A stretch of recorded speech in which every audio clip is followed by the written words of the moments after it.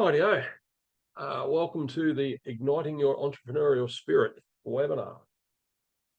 So I'll just run through with some slides now up here. So just a little bit about me to start with, for those of you who don't know me. My name's Craig. Now I haven't been online all my life. I used to actually I'm a fitter and turner by trade, and I used to work in the mining earth moving industry as a diesel fitter. But about 6.5, 7 years ago, I suffered a quite substantial, what turned out to be a quite substantial life-changing injury at work. I suffered a knee injury, and after 5 operations in 5 years, the last one being a full knee replacement, I knew I couldn't go back to doing that stuff, and had to find a different career path. So I'd already started looking online, like trying to figure out and working online, and this is where I'm at today. So basically, we started off with DTM, which is double T marketing.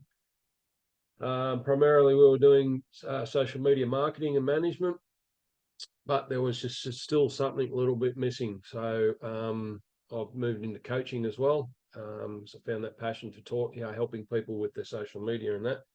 But there was always something more. So I've actually undertaken certifications in NLP practitioner, timeline therapy practitioner, and life coach practitioner. So which has helped me move into the coaching area. Which I really love. And so that's about it. Like double T coaching is only fairly new part of our business, but a very important and exciting part all the same. Moving forward. Okay, so defining entrepreneurial spirit. So we all know, like, entrepreneurialism, sometimes some people will sort of take it as you've got to be a sole person and have been doing it since you were sort of a baby, so to speak. But no, it's not the case. Pretty much, if you've always had that urge to jump on and like become your own boss, if you always had little thoughts running through your head, ideas and what have you about business and that, you've got that entrepreneurial spirit. So having traits such as creativity, initiative, and resilience, like it's a big part of it. Willing to take this part is willing to take calculated and sometimes uncalculated risks. That's a very big part of it. Now, the amount of people who balk at doing anything like this, like jumping into starting a business, unless it's a business that's already existing, a lot of people won't touch it, won't even go down that road because they say there's risks involved. Now, in all honesty, every day of our lives is a risk. You jump in your car and drive down the road, you're taking a massive risk, but no one looks at it that way. You jump on an airplane, you're taking a massive risk, but no one looks at it that way. When people sort of talk about starting up a fresh business that hasn't existed already, they look at the risk and go, oh, okay, and that sometimes will outweigh everything. So, and it's not just about simply starting a business. You've got to, it's a way of life, really.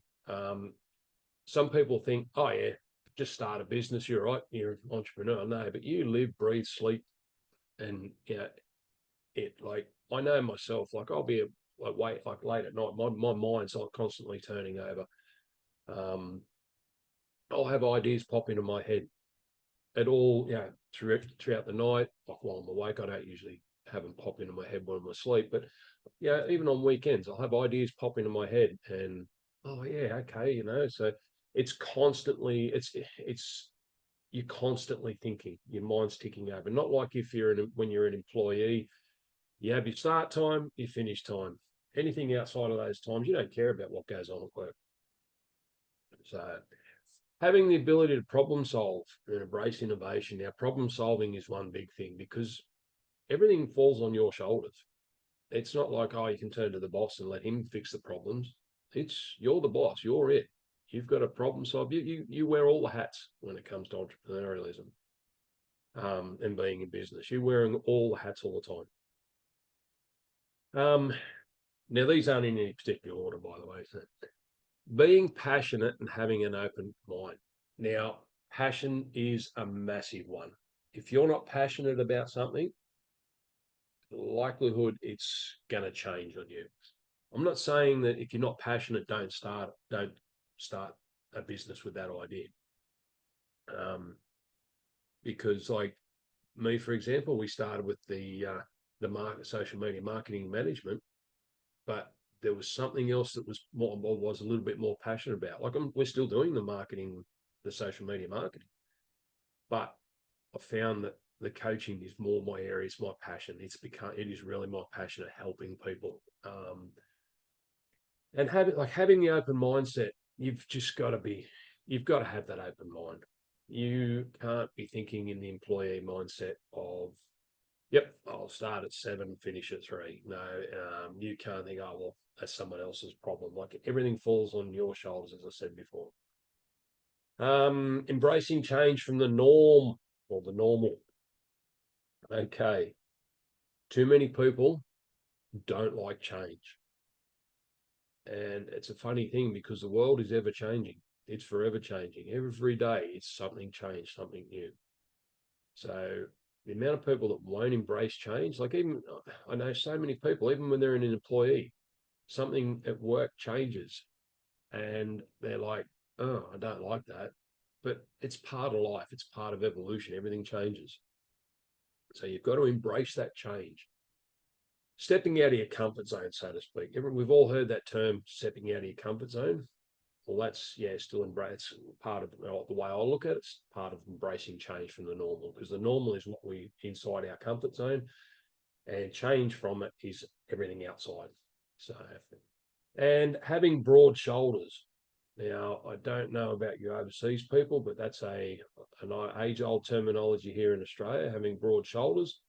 And you've got to, because you cop a lot of flack, you cop a lot of pressure, you cop a lot of everything when you're stepping out into the world of entrepreneurialism or owning your own business. So you've got to take a lot. So having broad shoulders, meaning that, you've got to have somewhere to carry it all. Okay. All right. So just some examples of some famous, well-known entrepreneurs. Some are Australian, some are obviously not. Now, most of those everyone should know. Now, funny enough, this one at the top, Janine Allis, my wife had never heard of her, so I don't know if anyone actually has. But for those who haven't, she's actually an Australian, and she was the founder of Boost Juice in Australia. So, which is a fruit, like a juice drink company. So, and then there's Gina Reinhart. Like these couple here more so for the overseas people that can get this. Gina Reinhart, she's a mining magnate who inherited her father's empire. She's probably the richest woman in Australia. Rupert Murdoch, Kerry Packer, both media moguls here in Australia. Well, Kerry Packer's actually passed on. His son looks after everything. He's taken on now. I don't know if Rupert Murdoch's still with us or not, but then you got like Richard Branson, obviously the Virgin Group, Bill Gates, Microsoft, Steve Jobs, Apple, Jeff Bezos. Some people still don't know who he is. He's the Amazon dude. Then you got Oprah Winfrey, and obviously this one down at the bottom, he's long gone, but good old Thomas Edison. There's some, and the list goes on and on with entrepreneurs, well known, but those are just a few that I thought I'd put together. So, as you see, some of these people aren't solo. They've got big companies. So that's all about the entrepreneurial, building up your idea, building up into a big company. Okay, so exploring your passion. Now, what is passion? So passion is basically I've got this written down so I don't get mixed up. So a strong fondness, enthusiasm, or desire for something. Okay, so me, for example, as I said before, I am passionate about helping people. I've just got that fine passion of wanting to help people and help people succeed. Now, it really came to light for me nearly 10 years ago when my stepsons started playing rugby league. We lived in rural country town in New South Wales, and the little town that we lived in, was 60 kilometers from the nearest town where they could play. So it was a lot of travel. And then we had like up to 200 kilometers to travel each way for games, some games. So there was a lot of kids in that town. So I decided we'd like talk to my wife and we decided we'd look at starting up a little junior rugby league club there. Now, this was in a town of about 700 or 800 people. And the amount of support we got was zero. No one wanted to put their hand up and help us at the beginning. No one was interested. Everyone thought it was going to fail. We built it up to a successful rugby league club for kids for 4 years until COVID hit and ruined it all. So, but it was good to see it was doing something for the kids, you know, giving them an interest and all that. So having that passion of helping people has been with me for some time. So it also, your passion starts with interests and hobbies and values. So if you've got an interest, you know, if you've got certain interests or hobbies or things, you know, that you're passionate about, you know, some people might be like a lot of people, fishing is a passion of theirs. They just live and breathe it, you know. So pretty much what you want to ask you want to ask yourself a few things. What are you passionate about? You know, or what do you talk about often? Sometimes it's probably a case of what do you talk about that much that your partner gets cranky and tells you to zip it, you know. So you know, what do you talk about often, and what do you feel so really strong about? These things are passions. Now, how can you convert your passion into a business? With a lot of things, quite easily you can turn that passion into a business. You've got to think outside the box a little bit there, though. Like, obviously, like you look at, just think about what businesses are around, what businesses are sort of there, and how they would have started. They would have all started from somebody's passion. So it's just sort of thinking about how you can convert it. Like, gone are the days of you know, having a passion and convert. Like once upon a time, a business was okay. You go and get a premises, have your old bricks and mortar business and that. But these days, it's all online. So many different. It's opened up the door for so many more different passions to come to fruition of it being turned into a business. So it's just a matter of thinking outside the box with it, really, how you can convert that for yourself. So and start small and grow from there. There's a lot of people, I've seen people in the past where they've tried to start their business up here, and then it's ended up down here because they've just gone in the wrong end. I remember a guy I worked for many years ago. He was so passionate about starting a business. He was hounding me for months to come and work for him. He didn't have work for me, but he just needed someone with my catalogue, my skills. I was a diesel fitter at the time, working as a diesel fitter at the time, and he needed a diesel fitter on his books. He had nothing for me to do, but he'd invested so much money into this business and had all the goods and that, and the business went from here and then just gradually went down, down, down, down, down. So, you know, as I say, starting at the top is a good way to work your way down, but yeah, starting small with it, because these day and age with online, as we all know, you can start it as a side hustle. You can start most things as a side hustle. Do it from home. Do it in your spare time and build it up. And then, yeah, once it gets to the point, your idea gets to the point where it can replace your income. Yeah, great. Jump in and do it all full time then. Right. So identifying opportunities. Obviously, doing your research and that. Checking out different things. Obviously, check out competitors. What other people are around doing what you want to do. Just because there might be other people doing it doesn't mean that you can't do it still. You can do something different. You can make it different. You know, using your creativity, you know, you could be different to the next person. So also, can your passion, like with your passion driven audience, what you want to start as your business, will it give you room to branch out into other areas? And when I say that, like with our social media marketing business, for example, we can go into so many different areas with that, like as in digital marketing, but we've just decided to focus on one area, and that's where we're staying for the moment. But that's what I mean. You can branch it, can you move into different areas and still be very competitive with other people?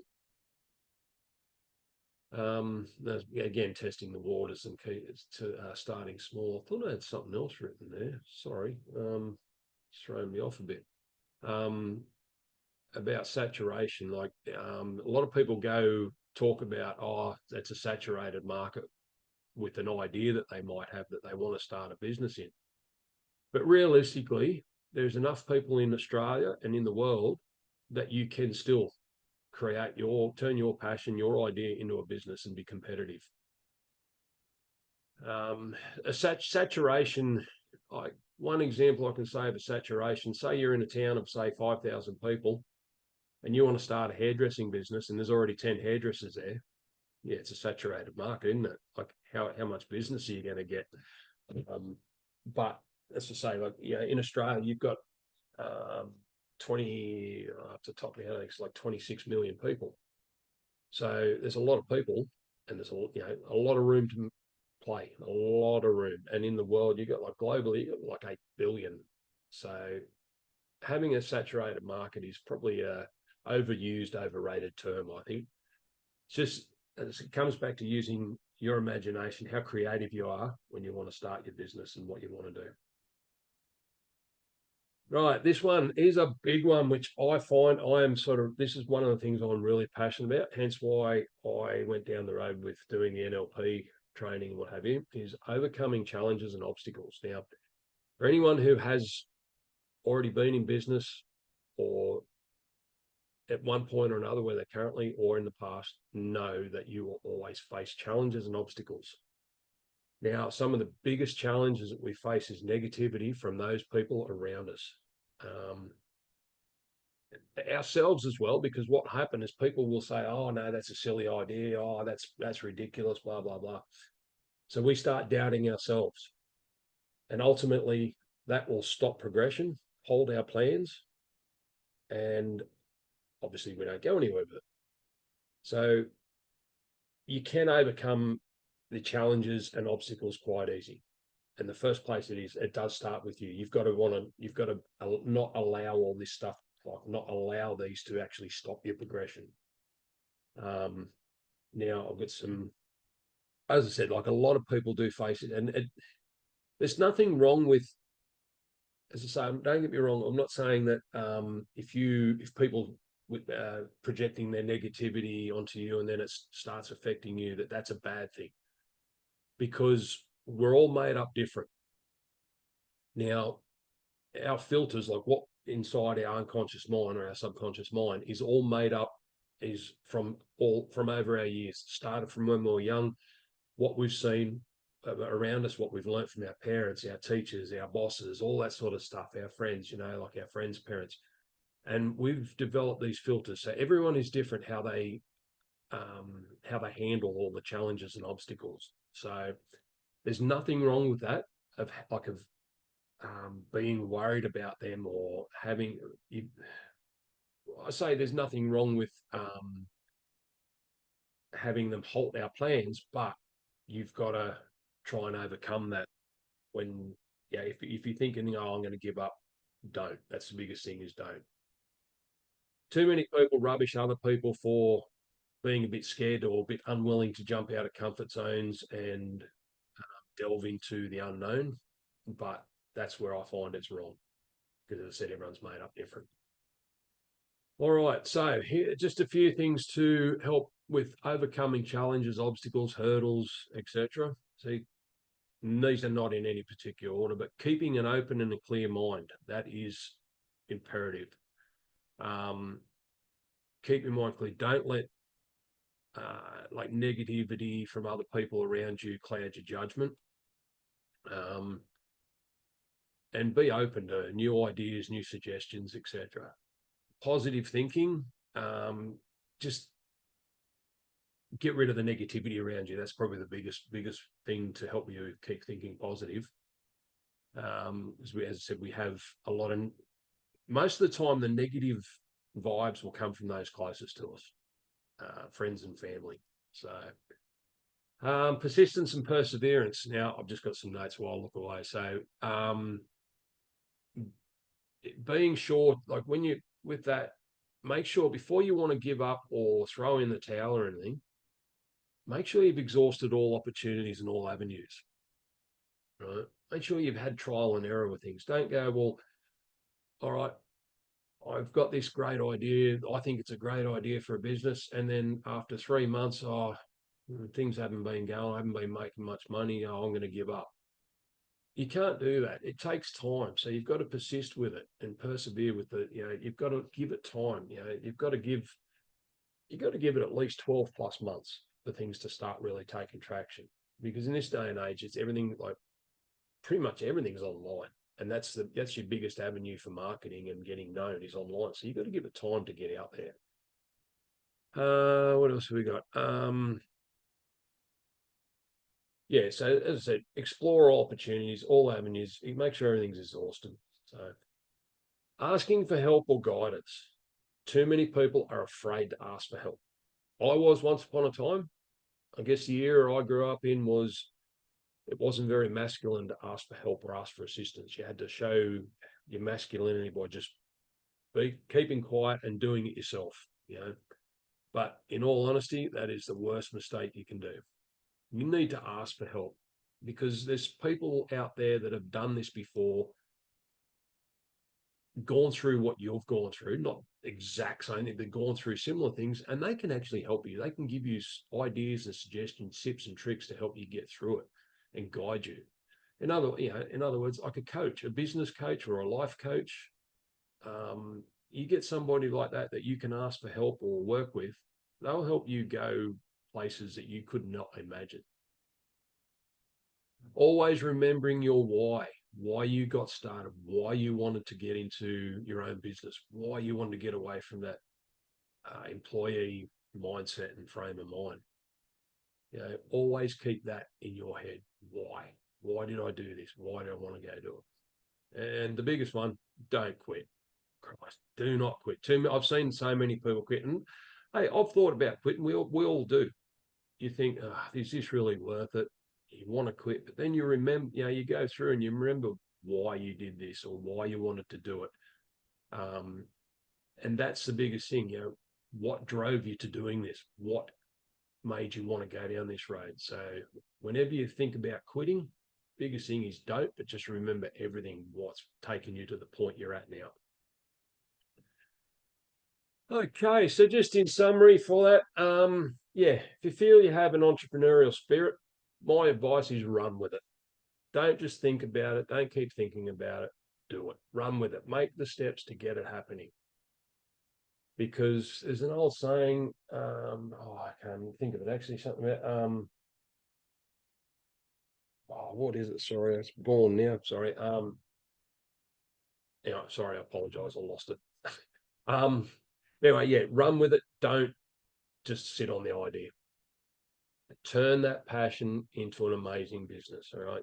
With a bit of creativity and a bit of flair, you can do it. Do your research. I probably wouldn't, like me personally, I didn't do a lot of research. I didn't do much at all. I just sort of had my idea, pondered on it for a while, and then thought, to hell with it, let's get stuck into it.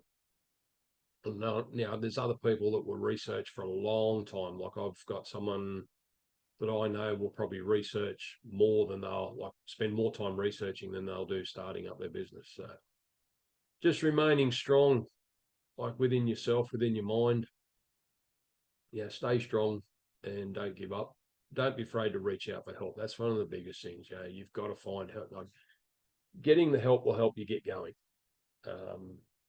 Like I've started a couple of businesses in the past and I had no one around me to help or guide me. I was doing it all on my own, winging it.